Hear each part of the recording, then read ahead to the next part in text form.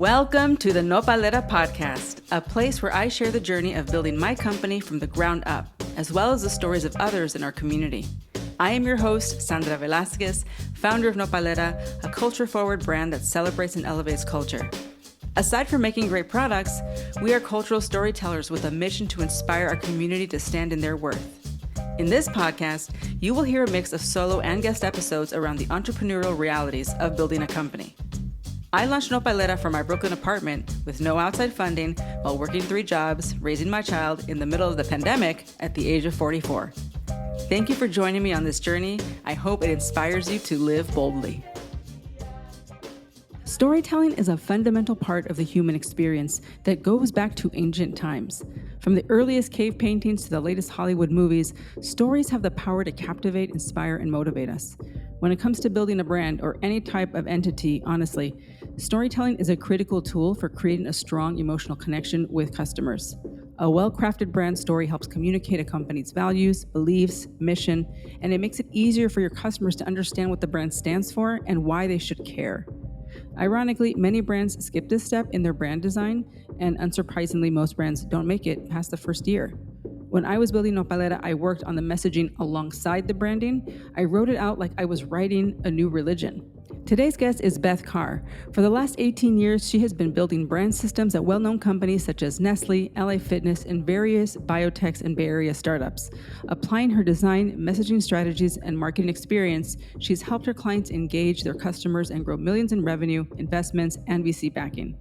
She is the founder of Fortified Branding, a messaging and marketing strategy agency that empowers founders, executives, and scaling companies to break out of the mold, stand in their power, and amplify their brands through visual and verbal stories that connect with audiences magnetically.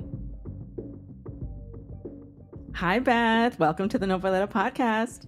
Hi, Sandra. It's so good to be here. I am super excited for this conversation. As you and I always talk, we're always like, we really just need to record these conversations. So here we are. We're finally going to do that so that others can learn from your genius. But before we get into that, I want to go back to being a Broadway actor, living in New York, why you left that world, and how you became a corporate marketer before you became your own independent agency owner. Yeah, I was a performer from the age of 2 with the San Francisco Ballet and ACT here in San Francisco, and then went to one of the most competitive acting schools in the nation at the time, Boston University, and then went to New York and had the privilege of surviving as an actor for my first 7 years out of the 15 I lived there. And so there was off Broadway and some being a pit singer, like wherever you could get a job. But what followed me and haunted me the whole time was, even then I was a storyteller. Even then through entertainment, we're storytellers, whether it's through song or poetry or movement or acting. And what was interesting is even growing my career as a performer in New York, I didn't feel like I was fully in control of my story and me truly being the author and the producer, director, et cetera, et cetera. There's always someone else as a Broadway actor that always had the final en punto, the final way of like ending my sentences and starting my paragraphs, whether it was an agent, a casting director, a producer. And that thought just got bigger and bigger and bigger, so I couldn't ignore it. And in the meantime, I was also surviving. First, of course, the traditional way we all survive in New York as actors or artists is a hostess, a bartender, a waitress. You go, oh, you're an artist in New York. What restaurant do you work in? That's the line. And it just so happened that even then I was like, show up positively in every moment. And so one of the French bistros that I worked in down in Greenwich Village, one of the customers was like, I just love the way you think. What if I trained you to be a graphic designer for American Express and Merrill Lynch? And I was like, that's the oddest question I've ever had. Why not? Sure. Everything's yes and. So they sent me to their agency and trained me for 2 weeks. And then I paid it off through like a modified rate for the first 6 weeks at Merrill Lynch as their graphic designer. And even there, I got to tell stories visually. It was detached from me. And yet, still at the same time, there were other people telling me how to tell a story.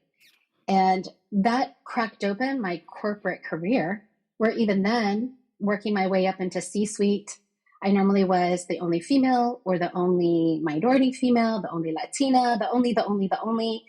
And even then, people in the C-suite tried to modify my story or tell me when I could tell the story, but don't say it too loudly, too aggressively, too angrily, all the things that you hear a lot of women face in corporate.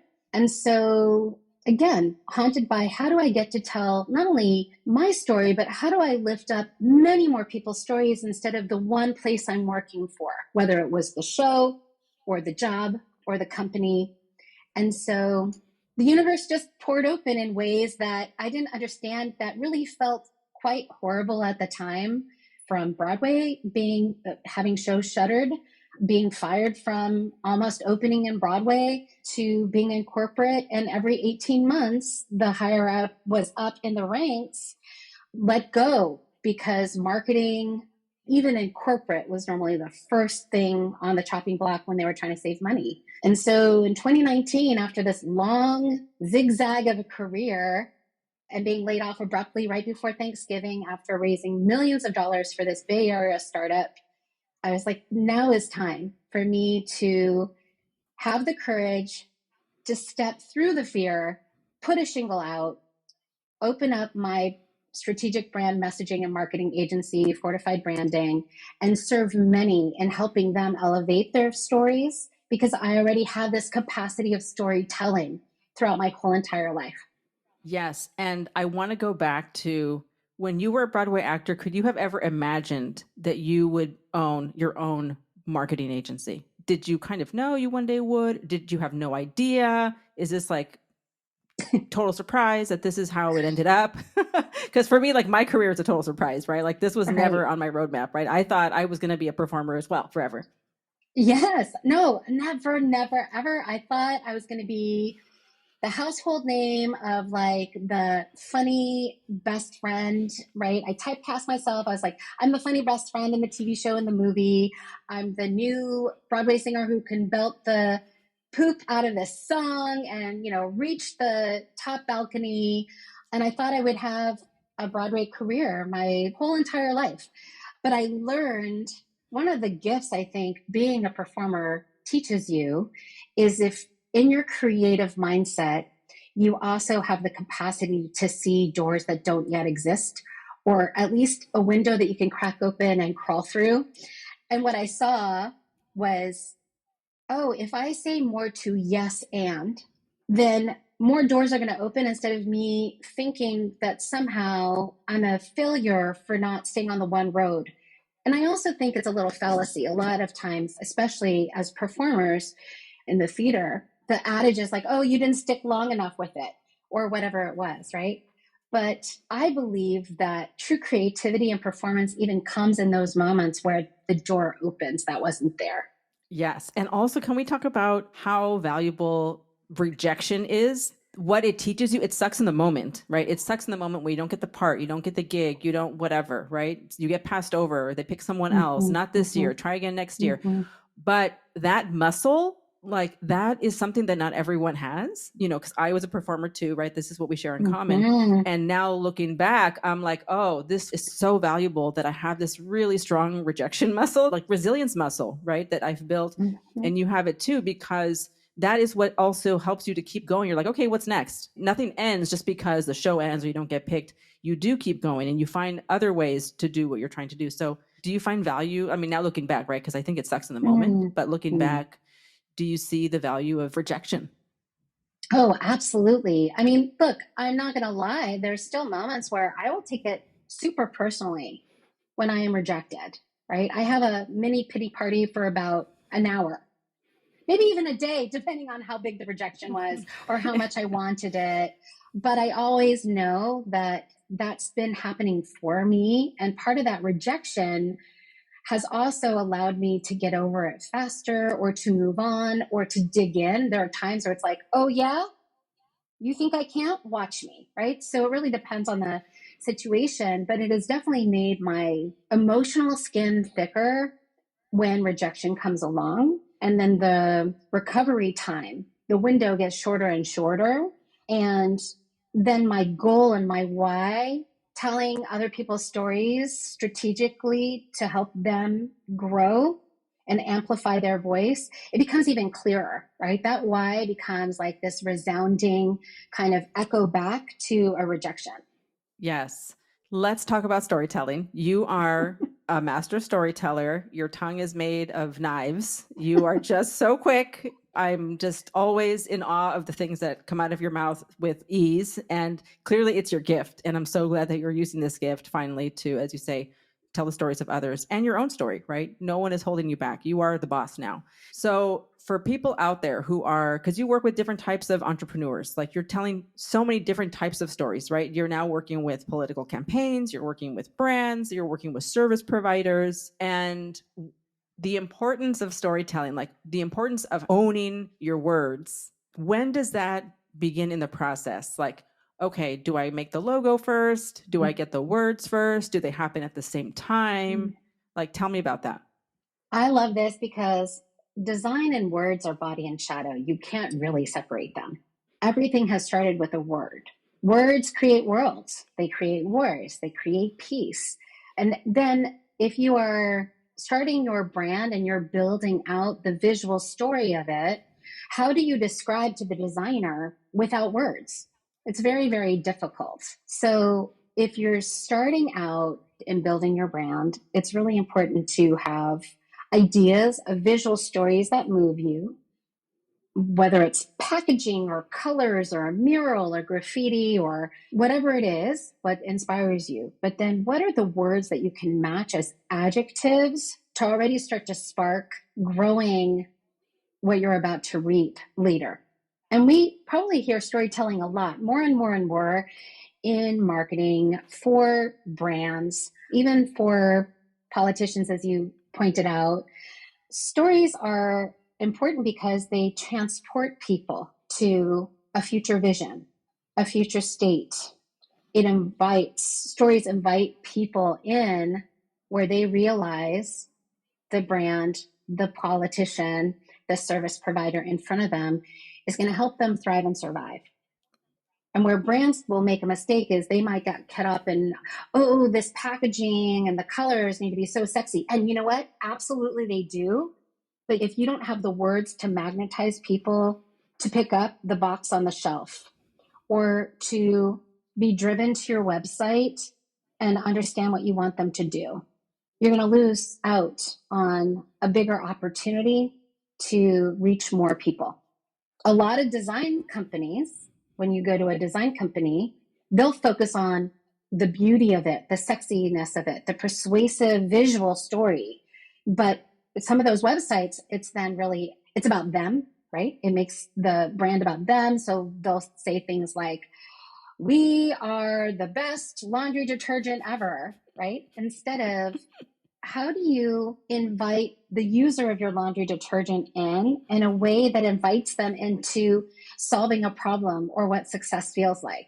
Things like wash once, wear many times, right? Or whatever it is. I just made that I up. love wash once. I love that. Please. Because what you're saying, it's about making the customer the center of the story, not you, the brand, right? As a customer, I'm like, does this laundry detergent work? Yes or no? Yes. Tell me how it's going to help my life, to your point. And so my follow-up question to that, Beth, is everything storytelling? Absolutely. Because if I really think about it, like if you think about political campaigns, if you think about brands, ultimately, like the deeper I get into my business, the more I realize the importance of storytelling. Because as a formulator, I can tell you, and I say this openly, there's really nothing new. It's all Correct. positioning. Yes. So talk to me about positioning, because when you say storytelling, it sounds like, oh, I'm making up a story and I'm going to tell it to you, right? But can you define positioning? Yes. Positioning is where your words, your visual and verbal story are going to stand in the market and be like a flagpole instead of a flag, right? So wherever the winds move in the market, whoever is wanting to invest in your company, whoever is wanting to buy from your company, whatever Wall Street is doing, you're positioned to the core of who your brand is with words and visual stories that describe who you are, what you stand for, why you're in business beyond making money. Position is truly like, where are you pointing? Right. And this is, I think, something that I see a lot of brands, not that they don't understand, but that they struggle with this because, as you always say, right, I took this line from you, like we sometimes are inside the jar and we can't read the label. Mm-hmm. Right. We're so kind of in it, and we think, especially in my category, right, in beauty, everyone thinks it's about their ingredients. And I'm Yes. like, there's only so many ingredients in the world. It's not about your ingredients. Even though, yes, that can be part of the story that you tell. Like we can focus, right? Like I focus on the cactus. That's part of my story. But it's all about positioning of that and the storytelling that goes around that. So if I'm a brand and I am going to create a brand, and it could be, listen, a service provider, like a service provider still has a brand, right? Yes. A financial advisor, a life coach, a ghostwriter for books, like they have to create a brand for people to trust in them. Mm-hmm. When do people come to someone like you? Most of our clients come to us after they've been doing it for about a year and a half. They have proven out their market. They really truly understand their audience, because here is a tip, y'all who are just starting out. You're not for everybody. You can't be. If you're for everybody, then you're for nobody. You are the true definition of modern mediocrity if you are for everybody. So honing in on your audience, knowing what your most valuable offer is, what we sometimes call as the MVP, right? Really important. So when clients enter, they already at least have their audience, or what we call personas, defined, very clear who they are, their age range, color, gender, beliefs, what they love, brands they love, things that they don't like, all of that nailed down. Quite even possibly, they understand their mission. Now, they might not understand how to say it really beautifully. That's where we help them come in. Right. But they really have a true grounding internally in their brand of who they are and what their purpose is in serving up their offering. Right. What did you learn? I want to go back to your corporate career, because you worked for big brands that, people have heard of, like brands like Nestlè, LA Fitness, to name a few. What did you learn from working inside of those mega corporations about how they approach this? Yeah, I saw the good and the bad, right? I saw the really amazing ways to do it and the ways to not do it. And so I won't say who, but the big consumer packaged goods companies that I've worked for, they were great at understanding how to invite their audience in. Now, I was lucky enough to work on pizza and ice cream. So these are very happy products that have a really easy, regressive nostalgia and emotion attached. So creating copy, creating visual stories, super fun. Not easy, but super fun, right? Yeah. And so what they did well were really big headlines, no more than 5 words, that would draw an audience in. And then they also understood the power of marketing. It's more than just word of mouth. It's more than just social media or your website. They really nurtured conversations. Your email is your gold. So is outreach. So are some influencers, but I would say your email is the most important. And then in other company experiences in corporate, they put marketing last. It was an afterthought. And there was a lot of fear. Oh, and let me back up. I think the most important thing about when you're starting brands, and even these 2 brands you just brought up, the one that I just was talking about that did pizza and ice cream, they had an abundant mindset and could see the future with dollar signs, right? They knew what the revenue goal was for very specific business units and products. And because of that, they would drive to that and invest what it was necessary to hit those goals in a very smart way. In other companies, because there was so much misunderstanding of what marketing was and no willingness to learn what marketing truly could do, they thought marketing was putting it on social media. They thought it was changing the website or like word of mouth or, oh, look, we created an app. This should work. So it was very misdirected and it was very fear-based. And so there was no abundant mindset. And what I could see as a leader, not only of marketing, but, being in the C-suite with the rest of the company, they couldn't understand why they were always sputtering in growth. So I was able to see, oh, I can take a little bit of this and I can leave that behind. And I also can, even in those hard situations where they didn't believe in marketing, yet they hired me to be their head of marketing, how do I make lemonade even now with their story where they will like it after instead of me asking permission? Yes. And I would love to know. I mean, obviously, it's not really fair to compare like a small startup to, let's say, Nestle, but tell me about the size of the marketing department. Because I think, to your point, right, marketing is, to me, in my opinion, I feel like at the end of the day, we're all running marketing companies, right? Yes. People think they're running an ice cream company. You're running a marketing company because marketing is just us talking to our people. So I would love to know, because you were inside, right? You were inside the castle wall of these big companies. What were the sizes of these marketing companies? Yeah, of like the marketing department. This is going to be a shocker. It has always been through my whole career, 18-year career in corporate walls. It was always small and an agile team where people were multitaskers, wore a lot of different hats and focused in their specialty. So here I was, graphic designer who could also write words. Then there were copyrights who also could do video. Then there were other writers that knew how to put together a podcast and write speeches, right? So our teams were less than 12 people normally. And we were very, very agile. And if they wanted special guerrilla campaigns, for example, we would write the brief, we would creatively direct it, but we would hire externally a contractor to come in because all they specialized in, for example, is guerrilla marketing. So they always kept it really skeletal. But 12 people is still, that's big. That sounds huge to me, right? Like, yes. I dream, like, I salivate over having 12 people on my marketing team. Like, amazing, right? Like, to have someone that just does copy, how luxurious would that be, right? Right. But I understand what you're saying. For a company that size, to have just 12 people is very skeletal, right? Yeah. And I love the multitasking aspect because I think that that's just how it is now. Everyone has to have multiple skills that they bring to the table, right? So what were the biggest learnings? I mean, I know you mentioned that, you learned what to do, what not to do, right? But what were some of kind of like the bigger takeaways from working inside of those companies that had plenty of money, right? To accomplish their revenue goals, to make new products, to talk to their customers. What were some of the biggest learnings there that you were able to then take over when you started Fortified Branding? So internally, communication is key. Time management, project management, folder organization and management.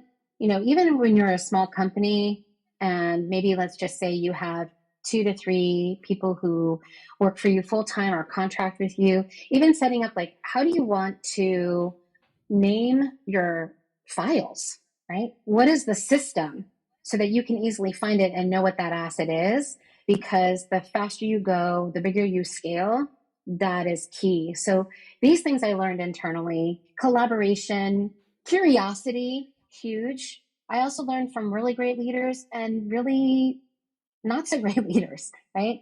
It came down to communication, it came down to ego, it came down to questions, curiosity. And I would also say internally, creating environments where people really feel seen, heard, and valued. Because when you're creating an environment where you're not doing that for your team, you're not going to get the best work from them. And then when it came to publicly, we were taught at Nestlé, which I love, and I still use this to this day because it was just so ingrained in us. Everywhere you go, every touch point you make, every interaction you have, even on a Sunday, you represent the company you work for. So ultimately, I turn that in as you represent your personal brand in every interaction, as well as your brand. And so can you do it a little kinder? Can you say it with a smile, even though you're really fuming? When you have to maybe like fight for specific pricing or with a vendor, how do you do your best to ask them how things can be better or resolved, for example? That was so huge, especially, at a big company like Nestle, where they had so many different ingredients that they had to fight for because of inflation, price changes, and market, right? All the things. And so I would say that was a huge takeaway. And another takeaway was always dress adorn yourself with the way you are going to feel so wonderful. Even if it's you're sitting on your couch and you're knocking out work. How do you already become the future state of what you envision yourself and your company to become? I'm not saying you have to always like front and put on like a face, but what are the things you're putting on your body, your face, your feet that make you feel more elevated than just rolling out of bed? Yes. It could still be your pajamas if those pajamas just feel so. I was going to say, if it's like a silk pajama set, Hello. Right? But what you're saying is like you get to decide how that future version of yourself feels. Yeah. And that comes with these like small things, right? I know it sounds like they're just insignificant, but it is ultimately about you stepping into your future self, right? And creating that environment, and what you're wearing is part of that environment. And I saw that represented in these companies. Yeah.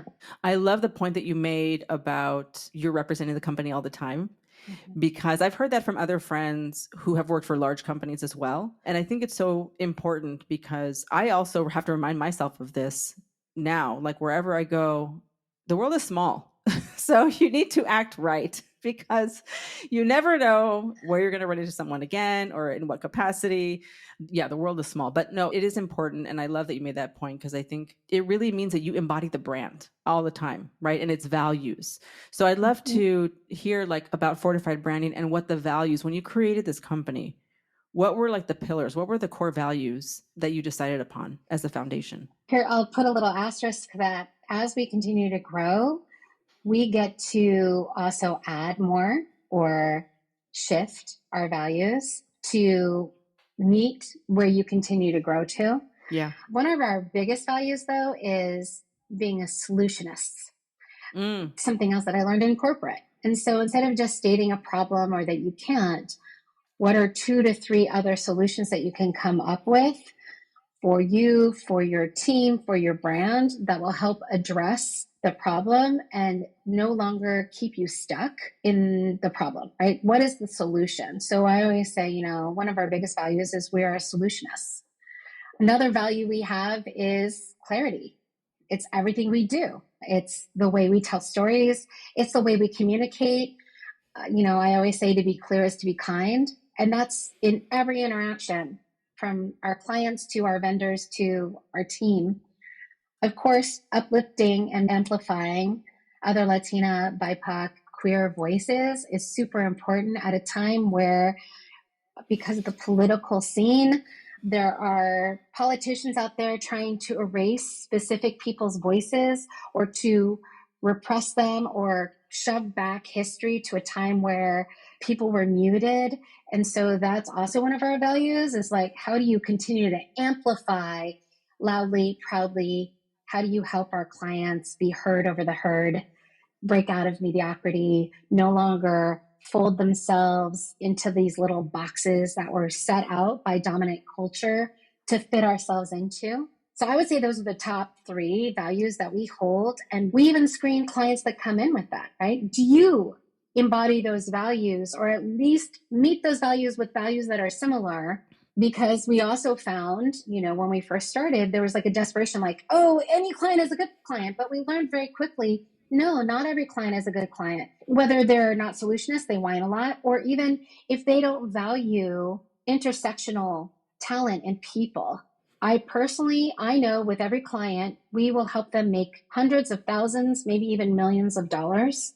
So why will we help a company that may fund campaigns or political parties that want to strip away the rights of women, queer folk, Black folk, brown folk? What is the point, right? So we use those values as a standard of screening as well.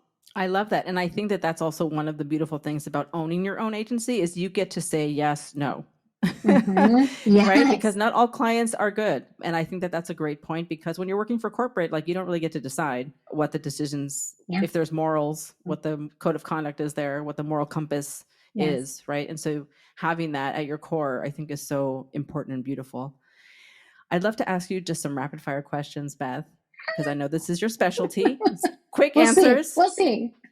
What is the best piece of advice you've ever been given? That you get to change your mind, just like your careers.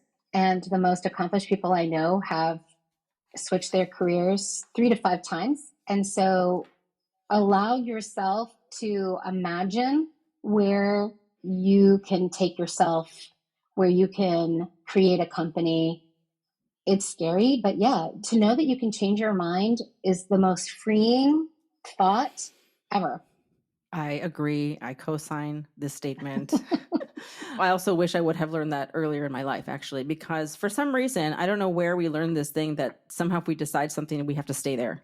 I don't know who taught me that. Is it society? Is it my family? I don't know where we learned that, but we somehow, a lot of us, I think, believe that, Yes. okay, well, if we get married, we have to stay married. If we have this job, we have to stay on this career path. Or if we live in the city, we have to stay here, whatever it is, right? If we're broke, we have to stay broke, whatever. So I love that, the power of changing your mind. Can you describe your perfect day? I'll talk about what I think my perfect day is for today, because it might change. You can change your mind. I can change my mind. I have woken up from a beautiful solid 8 hours of sleep, and I cannot believe that the sun is shining, because that's how restful it is. It feels like I had just fallen asleep, but I wake up really restful, and my mind is at rest. It's at peace. It's not racing like what I call the squirrel lately, right? So it is very clear. It smells like ocean outside, and there's a nice breeze, and the sun is out, and the sky is blue without a cloud, and you can hear the trees moving and birds singing, and I'm in a place of safety, and I'm with the beautiful people and family that I absolutely love, that allow me, that I allow them, right? We allow each other to just be and express however they want to express themselves. And then I just get to let my mind have creative thoughts and record them and get sun on my face and have no dings or notifications or schedules or rushing or traffic to deal with, that things feel really easy. And then the day winds down, gathering friends and family around a table. And of course, as a Jewish Cuban, you feed them, you drink with them, you laugh really hard with them, you play music, you sing, and then you do it all over again the next day. I love it. I really went there. I was like, I feel the sun on my face. I can hear the birds. I especially love the part about your mind. When you wake up, your mind is calm, because I am definitely in that place now where I'm like, to me, the goal is to be calm. The goal is to be free from the squirrel brain, right? The racing, the rushing. That's ultimately like, it's peace, right? Peace. I love that. That was beautiful. Last, what do you want to be remembered for? I want to be remembered as an abundant, joyful connector. Beautiful. Well, thank you so much, Beth. I could talk to you for hours, but luckily for me and you, we get to talk later on today. Yeah. For our podcast listeners, this is all you get of Beth. Okay, you can find her on socials. All of her links will be below in the show notes. But Beth, thank you so much for sharing your wisdom with us today. Mil gracias, amiga. Thank you for being here with us. Remember to leave us a review on whatever platform you are listening from. Spread the word so we can impact and grow the community. If you are an entrepreneur looking for more real talk and resources, you can join my entrepreneurial newsletter from my personal website, sandralilavelasquez.com. But also visit nopalera.co to pick up your favorite self-care items for yourself and your loved ones. Join the Nopalera mailing list to be the first to hear about new products, exclusive promos. You can find us on Instagram and TikTok at nopalera.co. Stay resilient.